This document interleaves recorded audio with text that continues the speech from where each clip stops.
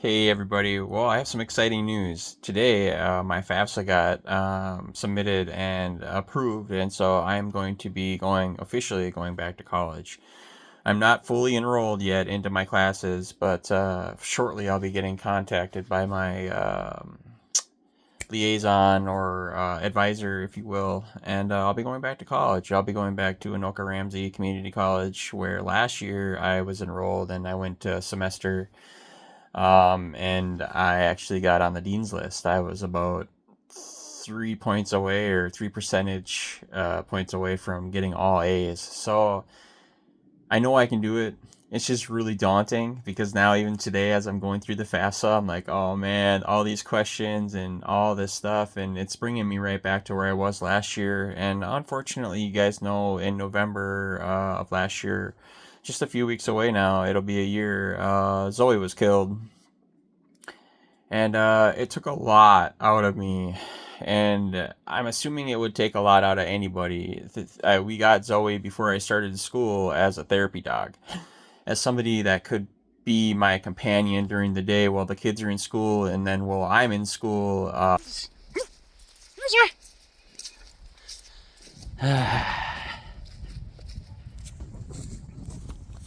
She loves walking.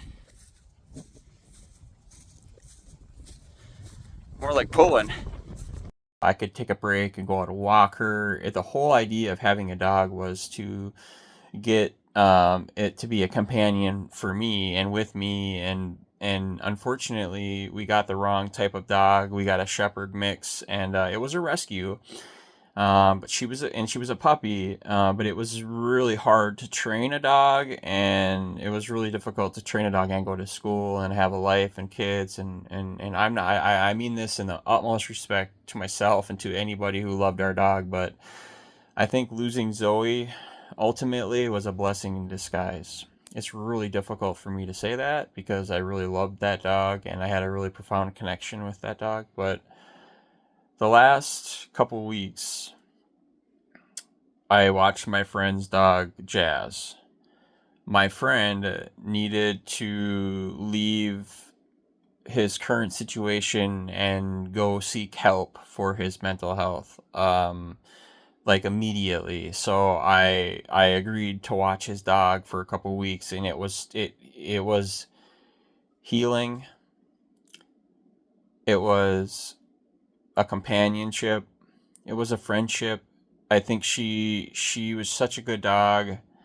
It helped me heal from losing Zoe, and in that time, and in this time that I've had that dog, I kind of went through a little bit of a profound change of pace, if you will. Yeah, we're on our first walk. She's loving it. She's happy. A little restless, but I think she'll get used to us. And I've decided to go back to school, to go back to college. It was a really hard decision for me to make because I know how hard school can get. But I think if I apply myself and keep moving forward in the next step of what I want to do in my recovery, I think that's the next step. I want to get a career in that field, and I don't necessarily want to be in a clinical setting or be behind a desk or be in a hospital or a clinic or this and that. I know that might happen for a time being, but I really want to apply myself in the streets and in the not so niche areas and the not so popular areas, and I want to get out and do some holistic stuff like that. So I want to get an education and then eventually get licensed or certified to practice, or, counseling, therapy would be great. So my goal is to start in January. One of the things that is holding me back big time is finances. Now I got my FAFSA completed, and I'm probably going to be taking about $8,000 in loans. I do have some grant and Pell grants and some other grant opportunities that will probably be applied to my account, but it still ends up being like 8 grand. So, but I'm hoping that I'll be able to find a part-time job out there that will be accommodating enough for me to go to school during the day or at night whenever my classes are, and then let me work the other time because I can't live off our school loan alone, right? So what we did last time was we took a little bit more. I took a little bit more in the loan, and then I paid our rent for like 3 months or however long college was. So we didn't have to pay the rent, right? And then I just tacked it on my loan. Well, this is a really big ask, and I know that there are some people out there that are really willing to help me and have helped me in the past, and I'm really reaching out to you guys in the world, in the ether, in the universe, in the community, in society, where there might be an opportunity for me to get a part-time job somewhere that might be able to work with me, my mental health care that I do, my college now, and other things that pop up in the meantime, because life isn't always perfect, and I don't always have the best. I have the best intentions, but I don't always have the best direction. So when I'm going to school, I'm really going to need a company or somebody to help me along the way, make some money. Because I'm going to need to make some money. So yeah, you guys, I'm excited. I'm nervous. I'm committed. I'm dedicated. We persevere in everything we do. We always persevere, and so I don't think this is going to be any different, but it is a challenge, and I don't know how I'm going to make a living while doing this. So that's my next big thing I got to check off the list, is how am I going to find a part-time job doing something that I enjoy, making enough money to get by, and that will accommodate my school schedule. So that's it, you guys. I know how to do just about everything. There's a lot of stuff that I probably won't do anymore, like heavy labor. Last year I had a part-time job doing biohazard cleanup. That was interesting. It lasted for about a year. I worked for them for about a year, and I learned a ton of stuff. I connected with so many different people. We had so many different clients that we helped out of really bad situations, because most of the time when you're going in to do a hoarding cleanup, that's not the best situation. Or when the county or city or state or the police get involved and they send us in to clean up due to people getting, their kids taken away, that's really difficult. I mean, we had so many instances where we had to go to somebody's home and clean in order for them to get their kids not taken away or to be given back. And when you come into a house that is a hoarding situation and their kid's been taken away, or they're at risk of losing their kids, it's a really volatile situation. Emotions are high, feelings are high, and we're there trying to do the best work we can in the short amount of time that we have, and it's a lot of work. And honestly, some cases, some people got their kids back. And unfortunately, in other cases, people didn't get their kids back, or they got their kids taken away because the home just wasn't salvageable. So some people let their houses go so bad. And I'm willing to do cleanouts if anybody knows of anybody that needs a cleanout. And I'm also willing to do sanitization cleaning and stuff like that. But really, what I'm looking for is to be like a peer recovery specialist. So if anybody wants to sponsor me to do that, I would greatly appreciate it. And I can actually probably pay you back after I get the certification or after I get my part-time job. And I was just looking for somebody to sponsor me to get that, because I think it's like $250 to get that, that peer recovery specialist. You got to go through some volunteering, and then you got to actually pay for the certification. So if anybody out there is willing to help me with that, I would greatly appreciate it. So I can get a job somewhere part-time that might be able to help me get help me achieve my goals, right? I don't come on here and ask you guys for money. That's just not what I do. But I felt like this was a little bit different of a situation, and I felt like maybe somebody out there might have an idea or a way of sending something to me. So yeah, it's exciting stuff. I'm really excited.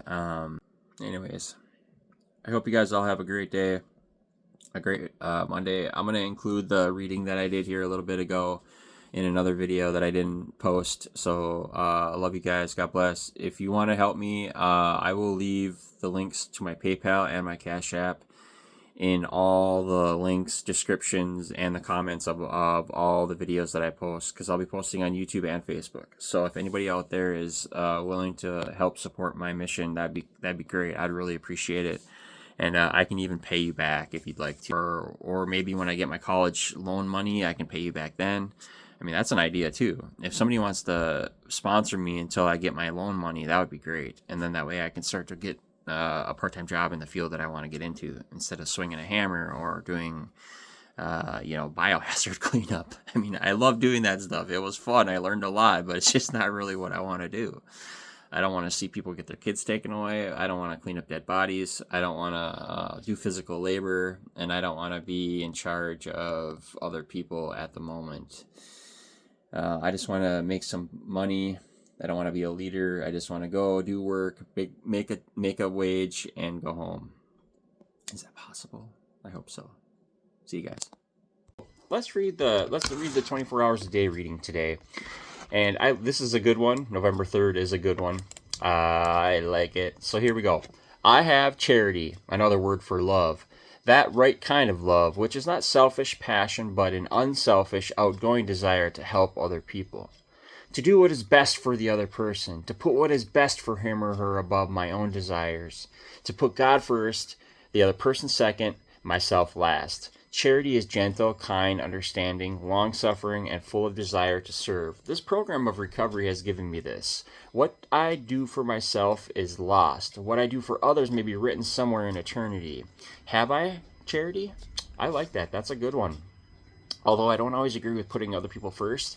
I think if we're in a position where we are in our recovery and we're successful and everything's going good, we can afford to actually start to put other people first and start to focus on other people's stuff while we work on our own, right?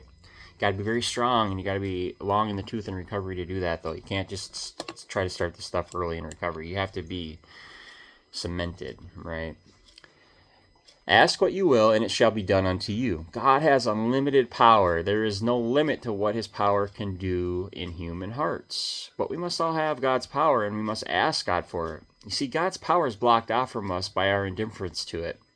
We can go along our own selfish ways without calling on God's help and get no power. But when we trust in God, when we can will to have the power we need, amen, then we sincerely ask God for it and we will get it abundantly. So today, pray on this. I pray that I may have the will.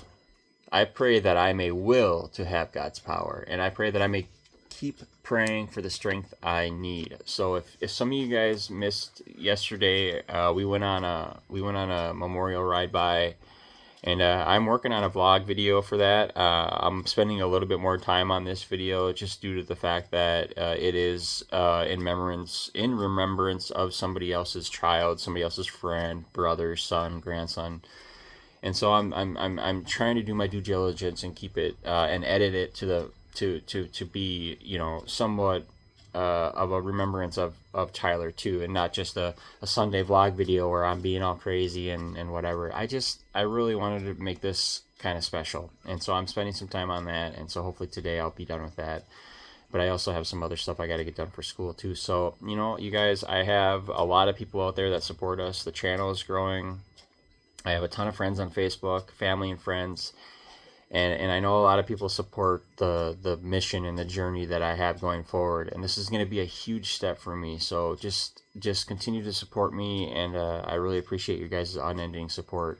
No matter whether I chose to go to school or just to work or to do this or that, I always seem to have people in my corner rooting me on to do the next right thing. And that helps me because that unlimited supply of support helps us. We need it so much. So I thank you guys for supporting me, and my heart goes out to Angela Tash, who is Tyler's mom, and Jesse, and all the other family members that I got to meet yesterday that appreciated us coming out so much. And it means so much. It does, to them, for people to show up and for people to go out of their way to show up. It just was great. Yesterday was an awesome day. But last night before I prayed, I thought about Tyler and how we all come together for certain events and people. And it's just amazing. It's just amazing to see people get together for that. And people that didn't even know Tyler.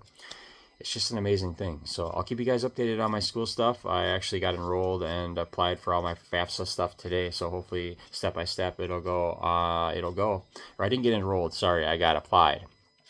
Once my application goes through, which it will, and all my FAFSA stuff goes through, I'll let you guys know. I'll keep you updated. All right. See you guys.